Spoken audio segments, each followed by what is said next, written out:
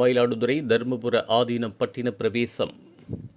மயிலாடுதுறையில் உள்ள புகழ்பெற்ற தர்மபுரம் ஆதீனத்தில் பாரம்பரிய முறைப்படி ஆதீன காரியஸ்தர் மற்றும் பக்தர்கள் முன்னிலையில் தர்மபுர ஆதீன குருமுக சன்னிதானத்தை பல்லக்கில் அமர வைத்து பக்தர்கள் தங்களின் தோள்களில் சுமந்து செல்லும் வரலாற்று சிறப்புமிக்க பட்டின பிரவேச வீதி உலா மிக விமர்சையாக நடைபெற்றது.